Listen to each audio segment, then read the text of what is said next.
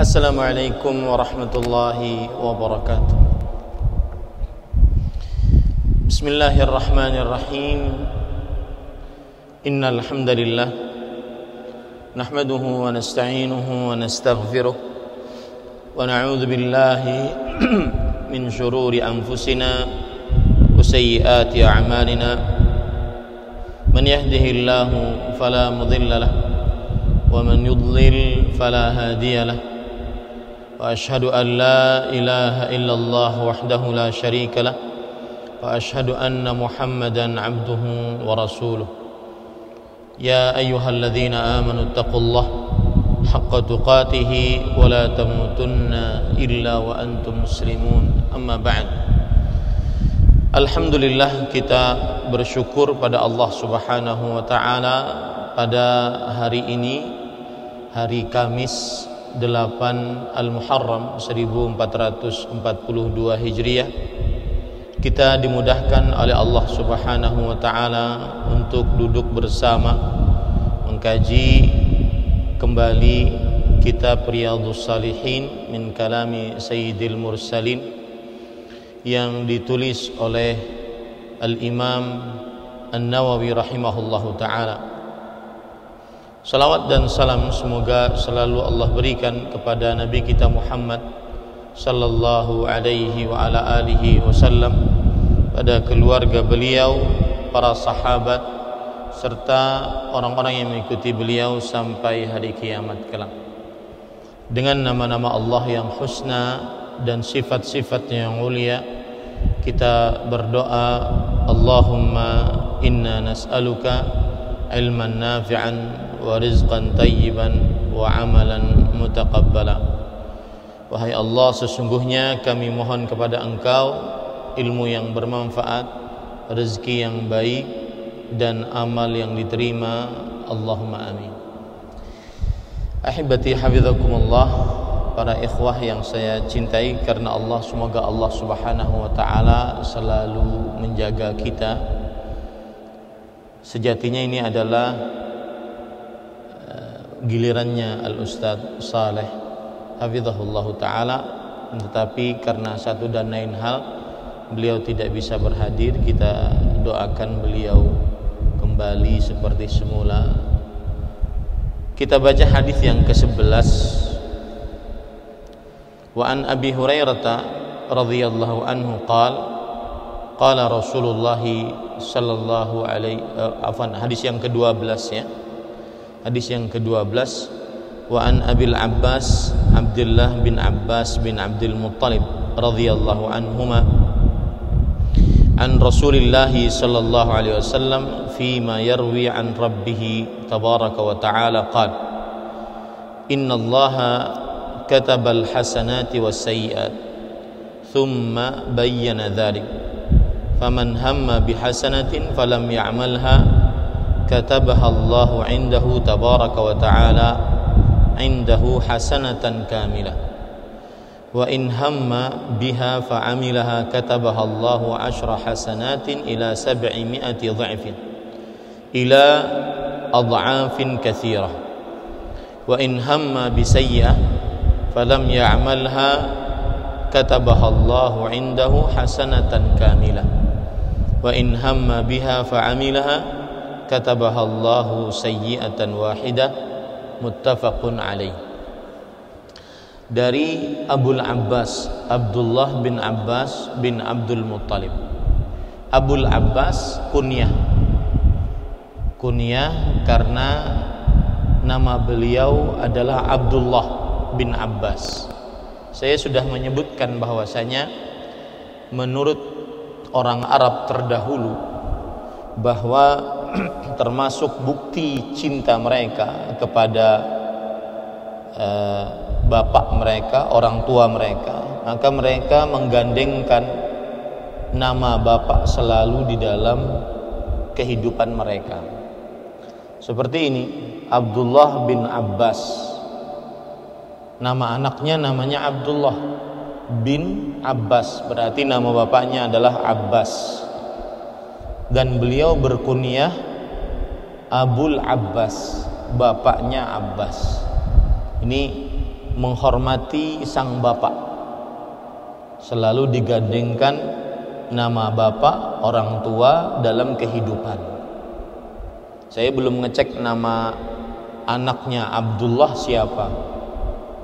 Kemungkinan nama anaknya Abdullah adalah Abbas. Jadi putar-putar gitu aja.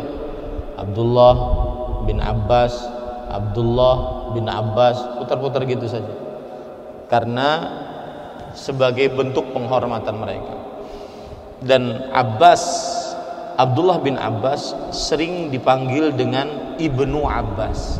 Mungkin antum sering dengar Ibnu Abbas. Ibnu Abbas itu nama aslinya adalah Abdullah bin Abbas. Kenapa dipanggil dengan Ibnu Abbas? Karena keistimewaan bapaknya. Siapa bapaknya? Bapaknya adalah paman Nabi Muhammad sallallahu alaihi wasallam. Jadi kakek Nabi bernama Abdul Muttalib mempunyai anak banyak. Kalau tidak salah ada 4 apa 6. Anak-anak Abdul Muttalib diantaranya Abdullah Abdullah bapak Nabi Muhammad SAW. Kemudian Abbas paman Nabi Muhammad SAW. Hamzah paman Nabi Muhammad SAW. Jadi kenapa sering dinamai atau dipanggil dengan Ibnu Abbas? Karena keistimewaan bapaknya, yaitu merupakan paman Nabi Muhammad sallallahu alaihi wa ala alihi wasallam. Abdullah bin Abbas bin Abdul Muttalib radhiyallahu anhuma meriwayatkan dari Rasulullah sallallahu alaihi wasallam dalam suatu riwayat yang diceritakan dari Tuhannya tabaraka wa taala. Maksudnya di sini adalah bahwa Nabi Muhammad sallallahu alaihi wasallam meriwayatkan dari Allah Subhanahu wa taala. Ini disebut dengan hadis qudsi. Apabila Rasulullah sallallahu alaihi wasallam meriwayatkan dari Allah. Apa bedanya hadis qudsi dengan Al-Qur'an? Al-Qur'an kan firman Allah. Kemudian hadis qudsi juga firman Allah. Maka jawabannya, jika Al-Quran pasti benar, pasti sahih. Jika hadis qudsi mungkin bisa lemah, bahkan palsu. Karena hadis qudsi intinya dia sama dengan hadis-hadis yang lain, dilihat dari kesahihannya dan kelemahannya, dilihat dari rawi-rawinya, rawi hadis tersebut. Ya. Ini salah satu perbedaan yang sangat mencolok antara Al-Quran dengan hadis qudsi. Kalau Al-Quran, Allah berfirman dibawa oleh Jibril, disampaikan kepada Nabi Muhammad SAW. Kalau hadis qudsi juga begitu, Allah berfirman dibawa oleh Jibril, disampaikan kepada Nabi Muhammad SAW. Tetapi Al-Quran sampai kepada kita secara nukilan, mutawatir, mustahil. Banyaknya para sahabat bersepakat berdusta untuk menyampaikan surat Al-Fatihah, mustahil. Sedangkan hadis qudsi sama saja, dia dengan hadis-hadis yang lain bisa diteliti kesahihan atau kelemahan hadis tersebut berdasarkan rawi-rawi yang ada pada hadis tersebut. Nah, sesungguhnya Allah Subhanahu wa taala telah menetapkan kebaikan dan keburukan. Kemudian menjelaskan hal tersebut. Ada beberapa perbedaan lagi yang disebutkan oleh para ulama. Di antaranya kalau Al-Qur'an membacanya diganjar pahala per hurufnya. Sedangkan hadis qudsi tidak diganjar pahala. Al-Quran dapat dibawa atau dibaca di dalam sholat. Hadis qudsi yang membaca di dalam sholat batal sholatnya. Ya. Kemudian ada lagi yang mengatakan Al-Quran lafadz dan maknanya berasal dari Allah. Sedangkan hadis qudsi hanya maknanya, lafalnya dari Rasulullah sallallahu alaihi wasallam. Banyak penyebutan para ulama tentang perbedaan antara Al-Quran dan hadis qudsi. Sesungguhnya Allah telah menetapkan kebaikan dan keburukan, kemudian menjelaskan hal tersebut. Apa maksudnya Allah Subhanahu wa ta'ala menetapkan kebaikan dan keburukan? Maksudnya adalah perihal seseorang hamba mendapatkan pahala ganjaran amal saleh, itu kebaikan. Keburukan perihal seorang hamba mendapatkan dosa dan ganjaran dan ancaman siksa dari maksiat, itu maksudnya keburukan. Kemudian menjelaskan hal tersebut. Nah, penjelasannya begini: barang siapa, kata-kata barang siapa ini menunjukkan keumuman, siapapun, mau bagi laki-laki apa perempuan, mau orang tua ataupun anak muda, yang jelas sudah baligh, ya, mau dia orang kaya atau miskin, pejabat, barang siapa itu menunjukkan keumuman.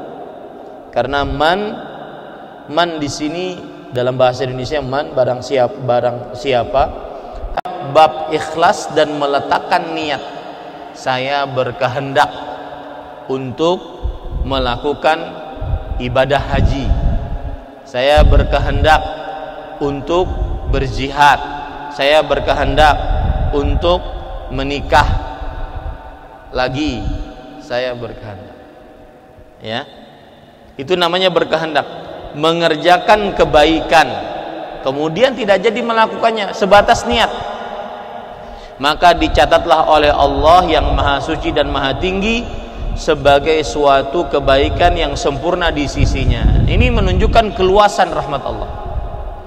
Allah mencatat, baru niat sudah dicatat oleh Allah Subhanahu wa ta'ala, kebaikan baru niat. Dan ini sesuai dengan hadis Rasul riwayat Imam Tirmidzi, man sa'ala syahadata bi sidqin ballaghahu Allahu manazil asy-syuhada wa in mata ala firasy. Barang siapa yang memohon kepada Allah Subhanahu wa ta'ala mati syahid, maka Allah akan sampaikan permohonannya tersebut walaupun dia meninggal di atas kasurnya, karena sudah berniat. Dan itu pentingnya memainkan hati, ya, permainan hati dalam agama Islam, permainan niat dalam agama Islam sangat penting sekali. Contoh yang lain lagi, ada hadis bahwa orang itu ada 4 macam. Yang pertama, diberikan oleh Allah Subhanahu wa ta'ala ilmu dan harta, lalu dia mengamalkan ilmunya dan berbuat kebaikan dengan hartanya. Yang kedua, orang itu diberikan cuma ilmu, tapi dia berniat, kalau seandainya saya kaya seperti si fulan, saya akan berbuat seperti si fulan yang kaya dalam kebaikan. Maka kata Rasul sallallahu alaihi wasallam, fahuma fil ajri sawa, mereka sama dalam pahala. Gara-gara apa? Niat. Ini pentingnya niat. Meskipun belum tercapai niatnya, belum tercapai perbuatannya, minimal niat. Sudah ditulis oleh Allah pahala yang sempurna. Kita lanjutkan.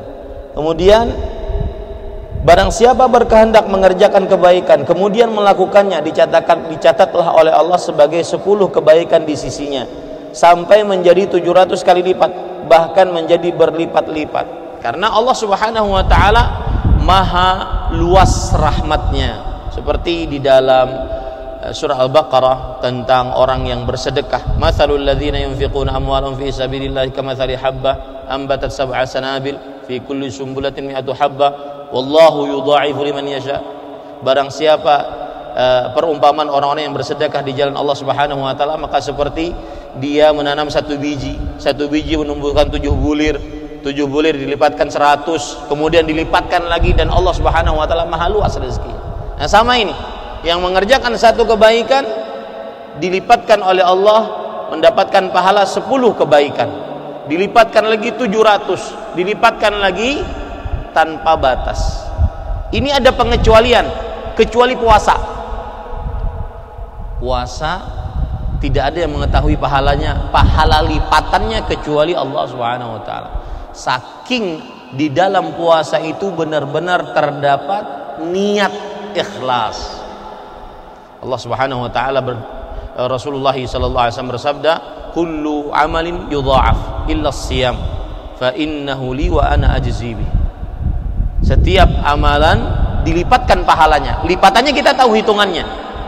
1 dilipatkan 10, dilipatkan 700, dilipatkan berlipat-lipat. Kecuali puasa. Aku yang akan mengganjar puasa tersebut. Kenapa? Karena di dalam puasa terdapat ikhlas. Antum sekarang puasa, yang tidak puasa sama aja bentuknya. Kecuali orang yang ngomong. Yang pura-pura puasa di pesantren, sedangkan di rumahnya tadi pagi makan, ya, nggak ada yang tahu. Puasa enggak? Senyum aja dia. Ya, apalagi ustadznya. Ustadz puasa enggak? Senyum aja. Padahal enggak puasa dia. Ya. Kenapa? Karena puasa itu adalah salah satu amalan yang tidak diketahui kecuali oleh Allah. Bahkan Imam Ahmad mengatakan, la yaktubuhal malaikah. Tidak dicatat oleh para malaikat. Hanya Allah yang mengetahuinya. Saking ikhlasnya. Ada perkataan menarik tentang amalan yang disembunyikan. Man istata'a minkum an yakuna lahu khib'un min 'amali falyaf'al. Siapa di antara kalian yang bisa memiliki amalan rahasia, lakukanlah. Tidak ada yang tahu, bahkan istri kita kalau punya istri. Ya, ini para ikhwan. Kita lanjutkan. Barang siapa yang berkehendak mengerjakan keburukan kemudian tidak jadi melakukannya, dicatatlah oleh Allah sebagai suatu kebaikan yang disempurnakan di sisinya. Kalau dia berkehendak ingin, naudzubillah, mudah-mudahan kita dijauhkan, berzina, berkehendak tapi nggak jadi, maka dicatat sebuah kebaikan. Tapi ingat, tidak jadinya di sini karena ketaatan, bukan karena nggak ada kesempatan. Saya beri contoh, ada seorang pencuri di bus, ingin nyuri, nggak jadi nyuri. Kenapa? Karena ada yang lihat. Ini tidak dapat pahala. Ini tidak dapat pahala. Yang meninggalkan maksiat karena ketaatan, karena takut kepada Allah lah yang dia diberikan pahala. Dan ini juga permainan hati, subhanallah. Saya jadi terpikir, mudah-mudahan ada ustadz yang berbicara tentang permainan hati. Ini menarik sekali. Bayangkan orang bertekad untuk minum minuman keras, kemudian setelah itu dia tidak jadi karena takut kepada Allah. Dia dapat pahala yang sempurna, ditulis oleh Allah satu kebaikan sempurna. Dan ini ada pengecualiannya. Pengecualiannya apa? Di Mekah Allah berfirman dalam Al-Quran, wa man yurid fihi bi ilhadin nudhiqhu bi dzulmin nudhiqhu min adzabin alim. Barang siapa yang ingin berbuat kezaliman di kota Mekah, maka kami akan rasakan kepadanya siksa yang pedih. Barang siapa yang ingin berbuat kezaliman di kota Mekah, baru ingin. Ini saking agungnya kota suci Mekah. Baru dari Indonesia, nanti pas umrah lihat-lihat wajah orang-orang Arab, wanita perempuan kalau seandainya dalam keadaan ihram, dia kan tidak boleh bercadar, maka terlihat. Maka jika dia sudah niat dari sini, dia sudah dapat siksa. Nah, berbeda dengan orang yang tadi. Barang siapa yang meninggalkan keburukan, yang bertekad keburukan lalu tidak jadi melakukannya, maka dia dicatat satu kebaikan. Lanjutnya. Dan barang siapa yang berkehendak mengerjakan keburukan, keburukan di sini dua hal ya. Keburukan di sini dua hal. Maksiat. Maksiat pengertiannya kata Syekhul Islam khilafut ta'ah, kebalikan dari taat. Kemudian kata para ulama yang lain, keburukan adalah fi'lu mahdzur wa tarki ma'mur, mengerjakan yang dilarang, meninggalkan yang diperintahkan. Itu keburukan namanya. kemudian dia melakukannya, dicatat oleh Allah Ta'ala sebagai satu keburukan satu saja di sisinya. Hadis riwayat Bukhari dan Muslim. Inti pendalilan dari hadis ini sangat banyak. Barang siapa yang berkehendak, bertekad, itu menunjukkan perkara niat. Wajibnya meletakkan niat dalam setiap perbuatan atau ucapan, yang tersembunyi ataupun yang nampak. Tersembunyi maksudnya di dalam hati. Adapun faedah-faedah dari hadis ini, yang pertama yaitu luasnya rahmat Allah. Yang baru niat saja dituliskan pahala sempurna, apalagi sampai mengerjakannya. Yang baru berniat buruk tetapi tidak mengerjakannya, dan itu dia lakukan karena ketaatan, maka dia dapat pahala sempurna. Kalau sudah mengerjakan, dapat satu dosa, catatan satu dosa saja. Jadi luasnya rahmat Allah. Dan yang kedua, kasih sayang Allah lebih mendahului daripada kemurkaannya. Kasih sayang Allah lebih mendahului daripada kemurkaannya. Kemudian pelajaran yang ketiga yang kita bisa ambil dari hadis ini adalah, yaitu seorang yang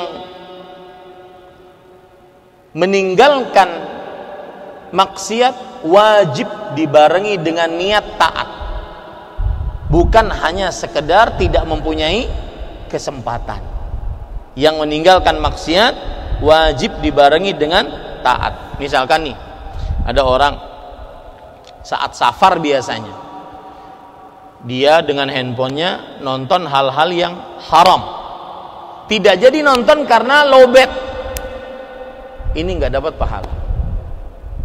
Yang dapat pahala dialah orang yang meninggalkan maksiat karena dia memang taat kepada Allah Subhanahu wa ta'ala. Semoga yang disampaikan bermanfaat, dan kita sekali lagi berdoa kepada Allah semoga Ustadz kita Saleh disembuhkan oleh Allah Subhanahu wa ta'ala. Allahumma rabban nas mudhibil ba's ishfi anta syafi la shifa illa shifaa shifaan la yughadiru saqaman wala alaman. Kita cukupkan dengan kafaratul majlis. Subhanakallah bihamdik asyhadu an la ilaha illa anta astaghfiruka wa atubu ilaik. Wassalamualaikum warahmatullahi wabarakatuh.